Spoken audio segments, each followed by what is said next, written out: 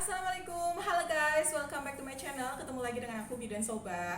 Nah, di video kali ini tuh aku mau sharing ke teman-teman semua tentang bagaimana tips ASI melimpah anti gagal. Jadi jangan hanya fokus ke kuantitas ASI aja, tapi kita harus fokus ke kualitas ASInya juga. Nah, seperti kalian ketahui, dari dulu tuh aku itu yang pro ASI. Terus aku itu sering memberikan edukasi tentang bagaimana ASInya melimpah, terus tips sukses ASI eksklusif kayak gitu ya. Jadi sekarang aku lebih ke bagaimana caranya biar ASI kita itu nggak hanya kuantitasnya aja difokusin, tapi kualitas ASInya juga jadi bagus juga gitu. Nah, kualitas ASI ini kan akan menentukan ya kesuksesan dari ASI eksklusif dan akan mempengaruhi ya apa generasi-generasi kedepannya gitu loh ya teman-teman. Tujuan dari aku bikin video ini adalah aku itu ingin mengedukasi ibu-ibu, khususnya untuk ibu-ibu muda yang kadang itu panik gitu. Gimana sih caranya biar ASInya bagus, biar banyak kayak gitu. Jadi kadang tuh fokusnya hanya banyak kayak gitu, tapi kualitasnya tuh gimana gitu. Nah terus ya teman-teman, yang namanya kita menyusui itu ada hormon, namanya hormon prolaktin dan hormon oksitosin yang mempengaruhi produksi dan keluarnya ASI. Nah, ada dua kunci biar ASInya itu bagus, ASI eksklusifnya itu sukses. Yang pertama adalah isapan bayi. Nah, kalau misalkan isapan bayinya bagus, bayinya aktif menyusu, terus kita juga sering nangis disusuin, nah itu akan merangsang produksi ASI. Kemudian kalau misalkan ibunya, yang kedua, kunci yang kedua adalah relax. Jadi kalau misalkan ibunya itu relax, nggak stres, itu ASI yang akan dikeluarkan, ASI yang diproduksi itu jauh lebih banyak. Nah, kalau misalkan kadang nih bayinya bagus nih yusunya, tapi kenapa nggak keluar? Nah, kita harus introspeksi sebagai seorang ibu. Kita lagi mikirin apa ya, kayak gitu. Stres ibu menyusui bukan berarti dia berantem nih sama suami, enggak kayak gitu. Tapi bisa dipengaruhi dari satu, menahan rasa sakit pasca persalinan. Terus proses menyusui di awal-awal pasti kan ada rasa sakit gitu ya. Terus bisa jadi dia lagi mikirin gimana sih caranya merawat bayi, aku bisa nggak sih ngerawat bayi ini kayak gitu. Itu khususnya untuk ibu-ibu muda yang mungkin baru punya anak gitu, terus jauh dari orang tua, terus mungkin minim info, jadi dia itu biasanya hmm, apa ya, kepikiran gimana sih caranya ngerawat nih baby, ini bener nggak ya nyusuinnya, terus belum lagi misalkan kok putihnya lecet kayak gitu, itu bisa bikin asinya seret kalau misalkan ibunya itu stres. Mungkin sebagian orang mikir sepele kayak gitu aja gitu ya, tapi bagi ibu menyusui ini adalah masalah yang serius kalau misalkan kita tidak memberikan support system gitu. Yang pertama adalah, pokoknya yang diingat adalah yang pertama, susui bayi sesering mungkin ya. Yang kedua, sebagai ibu kita harus relax. Kalau misalkan caranya bagaimana? Bisa dengan cara kita pas menyusui, kita dengerin musik. Kita juga bisa nyusuin di kamar, di tempat yang sepi, tidak ada intervensi dari orang lain. Kita bisa di situ duduk relax gitu sambil nyusuin, dengerin musik, sholawatan, kita bisa ngobrol sama si dedeknya. Itu jauh lebih bisa memberikan efek relax ke si ibu gitu. Dan untuk suami bisa juga dampingin gitu. Nah, kalau misalkan si suami itu mendampingi, otomatis ya secara nggak langsung dia itu memberikan support system ke si ibu, jadi ibunya itu lebih relax banget gitu.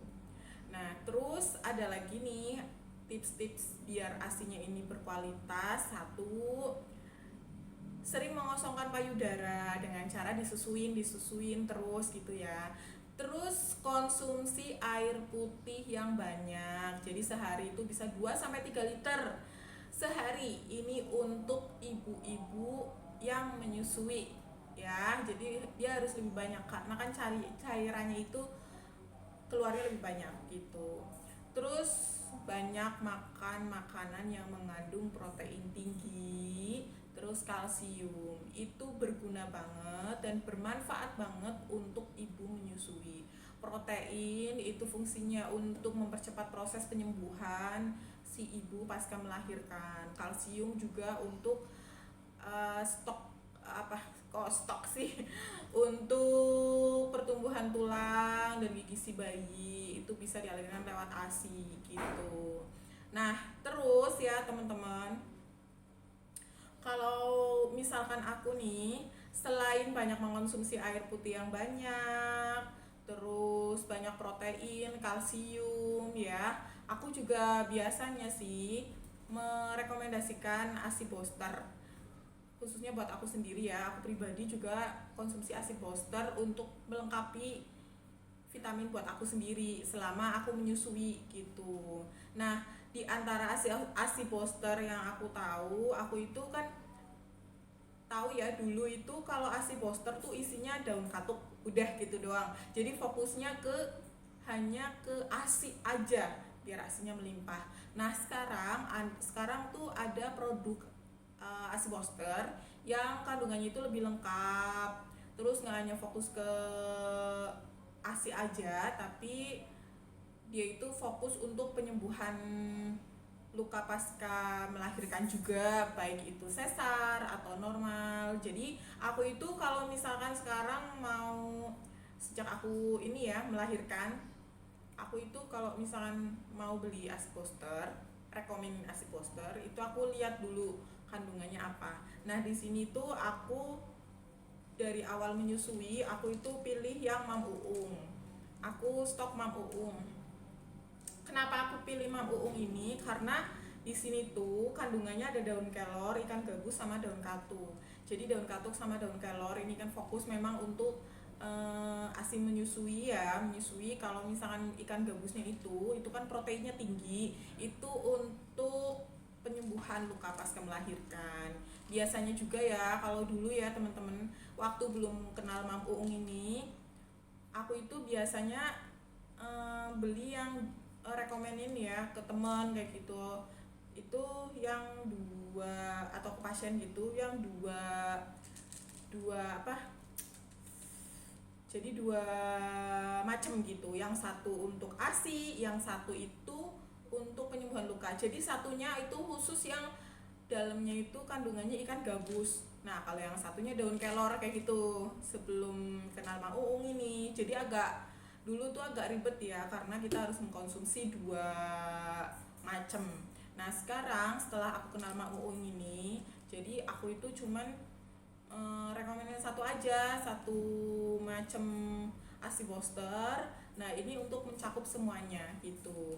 Terus sekali konsumsi itu 2 kali ya, jadi sekali minum itu 2 kapsul gitu. Lebih praktis, jelasnya lebih praktis. Terus kandungannya itu melingkupi semua yang kita butuhkan selama menyusui, baik itu daun kelornya, daun katuknya, ikan gabusnya gitu.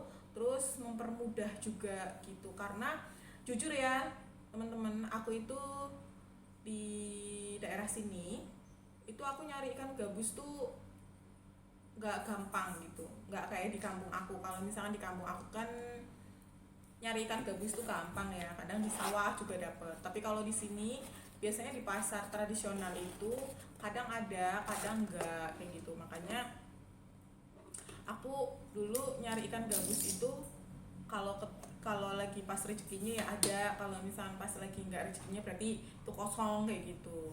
Nah, pas ada Mam Uung ini, aku itu nggak perlu repot-repot nyari ikan gabus karena di sini udah ada ekstrak ikan gabusnya, terus daun kelor sama daun katuk udah jadi satu.